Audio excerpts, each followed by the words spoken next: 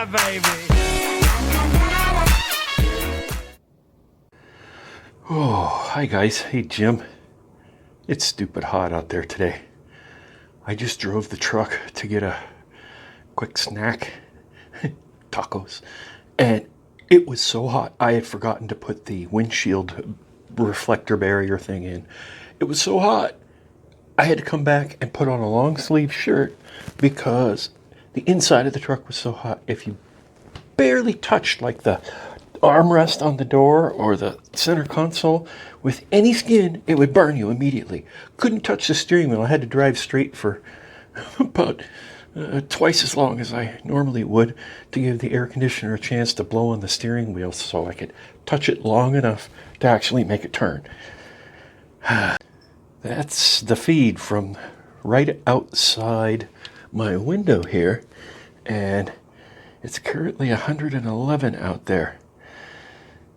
Problem with that is then the sun starts hitting this side of the house here directly.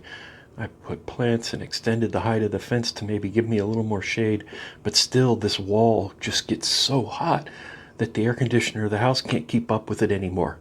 It's set for 77 and it cycles off and on during the morning to keep it at 77. Now it's been on for probably an hour and a half straight, and the house is up 2 degrees to 79. So there's no hope of it ever turning back off until, 8 or 9 tonight, once it's finally able to catch up with all the heat this wall's putting in. So I kind of wanted to put up a mister, but it's just too hot to go out there and do it. I'm going to have to wait for a break in this heat wave. And thinking of something else to do here. Oh, instead of, we can't really paint a car in the garage, so I'm going to do a painting of a car in here. And I'm going to kind of show you how I do it. Oh boy, I bet you can't wait. Well, the first step is deciding what you want to paint. I have quite a few subjects outside, so I very quickly went out and snapped a few photos that I thought might make interesting paintings, and I picked one and printed it in a small format. I printed it out in, I think, 3.5 by 5, and then I used some tape, and I kind of taped off some edges of kind of where I kind of want to cut the edges of my future painting off. And let me show you. There's my photo. Ow! Whoa! Ow! This kitten just climbed up my leg. Geez, thanks for that. Oh, you can't chew on my cords, please. Anyway, this is a photo of my Mercedes SL500 that we haven't formally met yet. It's out in front. It won't pass smog, so it doesn't get driven much anymore. It needs some serious transmission issues resolved. I think Tavares did it to his SL55 last year, so I'm going to have to consult some of his videos to see how to fix it. Anyway, this car is sitting out front. I went out and took a picture of it, printed it out around 3.5 by 5, put these tapes around it. Let me repeat the whole thing a third time.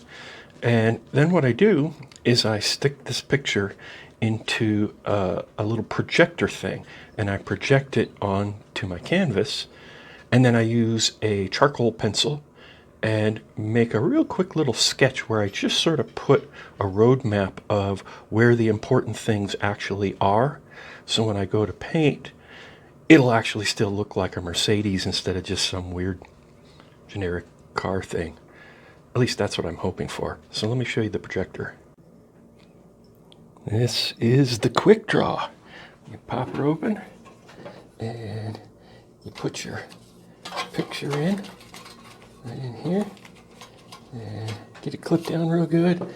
Then pop it on, you see a light bulb in the mirror, and it projects it. And let me do it with 2 hands, and then I'll show you how that works. So the projector's on, generating more heat, of course, because I think there's a 150 watt light bulb in there. And we're projecting right onto here.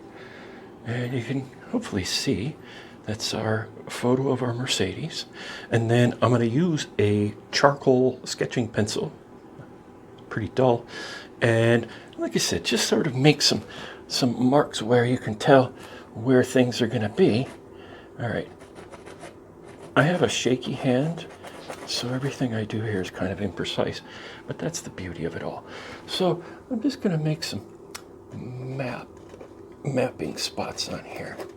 Okay, it's really hard for me to do it and hold the phone at the same time, so you get the idea. The projection just makes it so it looks like the car I'm trying to make it look like in the end, because just drawing in freehand, sometimes it takes a really long time, and I'm doing this for fun. I'm not doing this to prove anything. So then the next step, I don't think I told you why you use a charcoal pencil instead of a regular pencil. It's because the charcoal pencil, when you actually are applying paint, doesn't tend to mix in with your paint and discolor it as much as a regular graphite type pencil would. If you're doing white next to a graphite line, the graphite kind of gets in your paint and you can still see it. So anyway, when I make up a palette, I just like to use a paper plate. I get a fairly good one. This is, of course, a Chinette, so don't scrimp on your crappy paper plates. You don't want those little limp ones. And then I pick out a selection of colors here. And because of our subject matter, it's a black car, but I've got a black out here. We're going to, in the end, use black pretty sparingly. We're going to mostly paint a black car using blues and then greens and yellows. Just a little black around the edges. So I'm going to go ahead and, I guess, set up for the time lapse and start painting. I've seen a lot of parents do that, and it actually made me cry. Humiliation can cause suicide and depression. Come on, I'm 26 and I know better than that. Come on, y'all. I do not respect that. Everybody have their own opinion. The people that might get mad with this video is the people that probably already embarrassed their child. You can discipline your child in their room. Take something away from them. If they act up, well, my sons, if they act up, I'm like, son, you can't play the game today. They act up again, I'm gonna say, son, you're gonna read a book all day today. You can't watch TV. That's it.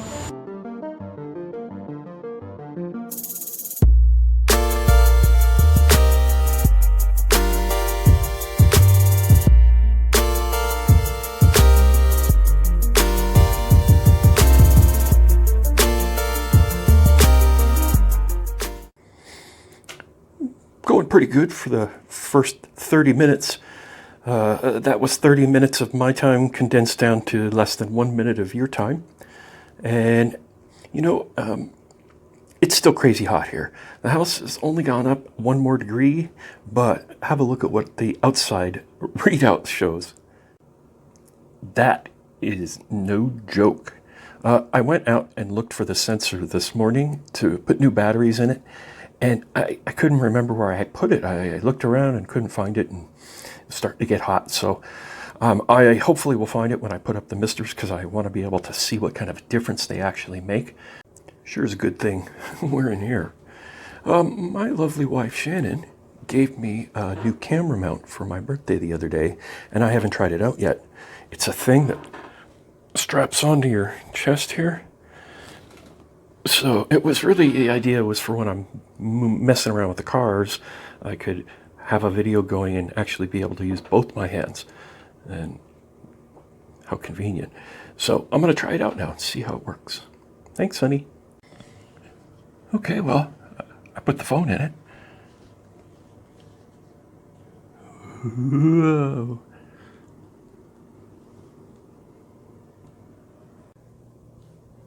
Okay, the only problem I see with this cool mount is I can't really see what it sees. Matter of fact, I can't at all unless I look in the mirror. So I can't really tell if you guys can see this, but this is where I'm at after about 30 minutes. I'm taking a little bit of a break, and then I'm gonna get back to it. And when I first started painting, the way I would approach these is I would just basically go over it one time, and as soon as I got all of the canvas covered with paint the first time, I'd say, done. And that's not really a good way to do it. I learned later on, after painting for a little while, that the best approach is to paint it, make it look as good as I feel like making it, but I don't have to be afraid of making any kind of mistakes because I'm going to come back and go over this whole thing again, and then again, and then again. So I'm going to probably work on this for 2 or 3 days before I call it completed. Maybe I'll finish it right, today in one shot. The point is there are no mistakes. I should also mention that I'm using acrylic paint, so it actually dries pretty quickly, especially on a hot, dry day like this. So when I say you can revise it over and over, you can come back and repaint this thing 12 times in one day if that's what you want to do when you're using this kind of paint. If you use oil paints, sometimes they take 6 months to dry. But oil paints are really good if you want to keep blending and come back the next day and still be able to blend on your canvas, wet onto wet. Then oils are kind of good for that. But I like these acrylics. You can also just use water to clean your brushes. You can just use water to help thin for washes and almost turn them even into watercolors if you want. So I really like the acrylics. And then I'll also come in afterwards and I'll use some India ink pens and things like that to help me dial in if I've got fine lines or something like that, because my hand is very shaky and I really can't do the fine lines with a paintbrush very well. So yeah, you'll see. I'm going to go back to the time-lapse format for my next probably 30 minutes or so. So for your next 1 minute.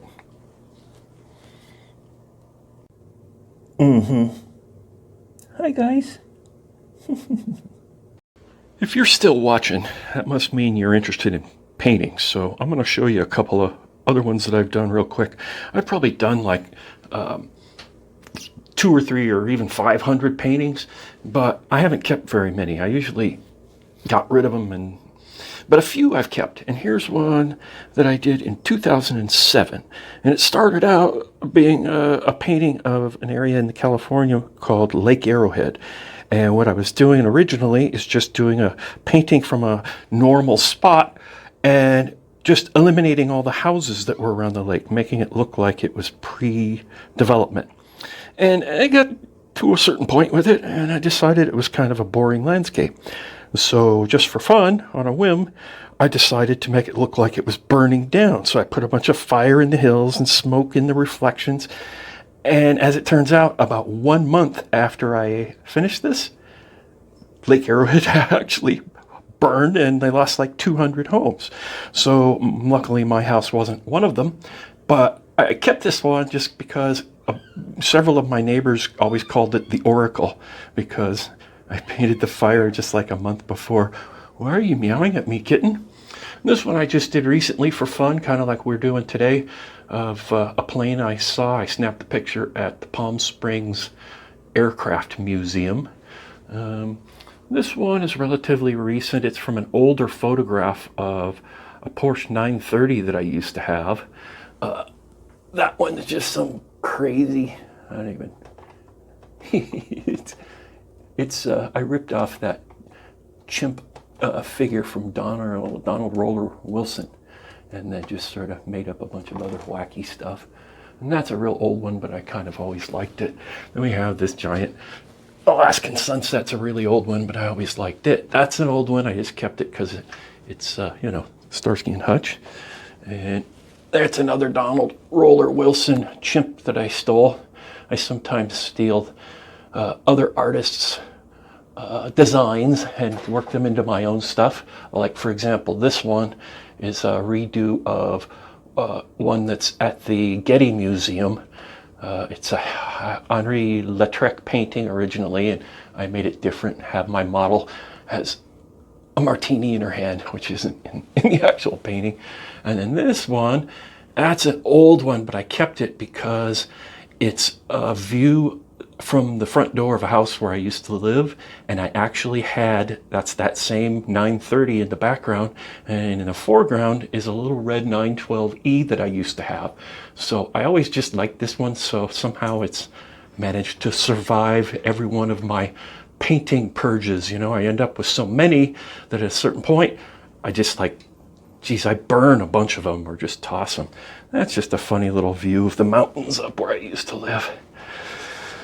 And that's Long Beach on the left, and also Long Beach, boat coming in. And that's about it. There's this one. I saved this one because I always kind of laugh when I look at it. It was just a boring sunset flower landscape thing.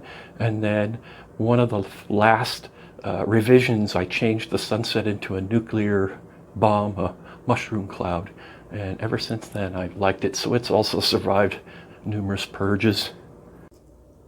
Last one for now, and then I'll get back to work. But I always save this one. It's also really old. It's I started painting like 20 years ago, and this one's probably from 15 years ago.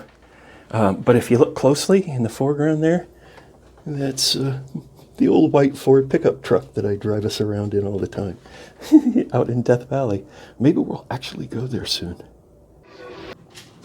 That is where it stands after about an hour's worth of painting. So I'm going to go back to the time lapse and continue for another 30 minutes after I'm done with my break. Yes, I take a break about every half an hour. Another interesting tidbit about this particular painting is it's how I met my wife. I posted this painting somewhere online, and she made a comment on it. Hey, you painted my car. And she's the one that actually bought that 911, that 82 911. She bought that car and had it for quite a few years before she even met me. So she's buying old, used, air-cooled Porsches, so on her own. That's why we get along. She loves those kind of things, and so do I, obviously.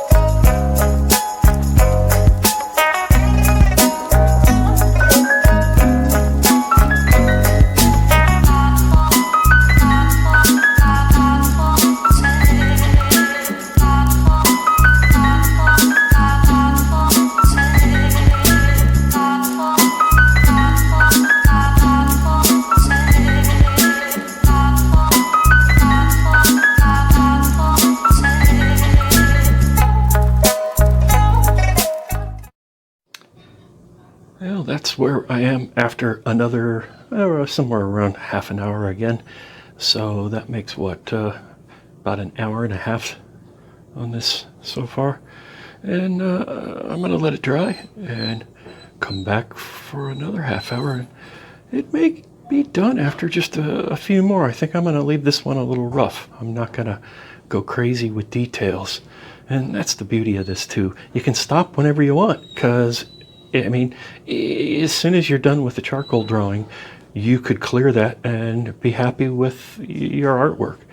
So nowhere does it say you have to keep going to any particular point. I could call this done right now and be pretty happy with it, but I'm not gonna. Not yet. At least one more 30-minute session.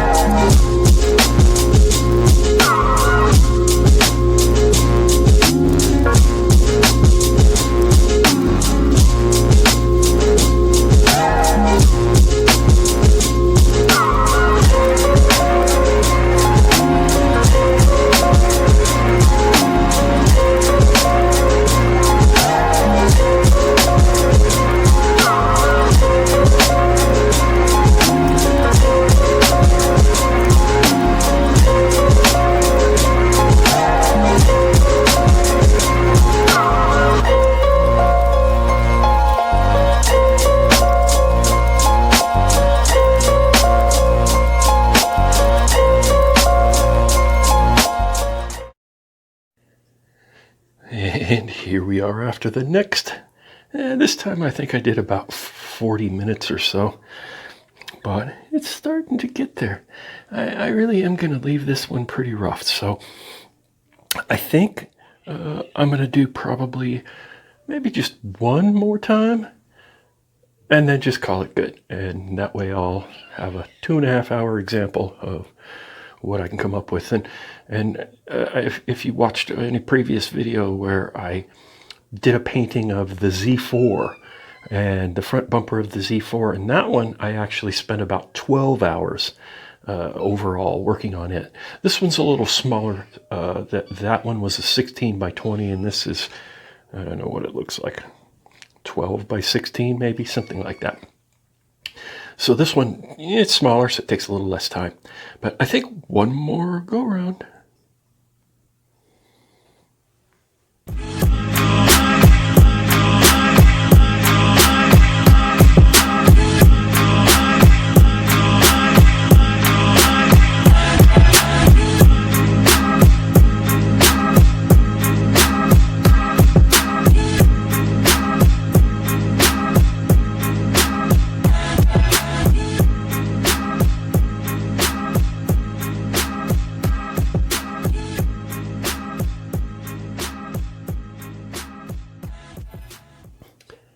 Well, there it is at the end of this last session. So if I'm doing the math right, I think that means I have about 2.5 hours involved in actual painting time so far.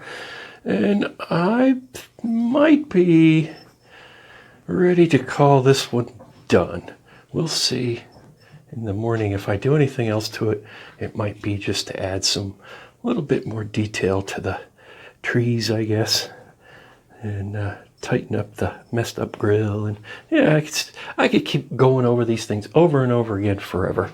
So I kind of like cutting off here at about 2.5 hours, and I'll probably varnish this thing tomorrow just as it is, and that's how you paint your car in the bedroom in 2.5 hours. Hey, thanks for making it this far, and I'll see you guys next time.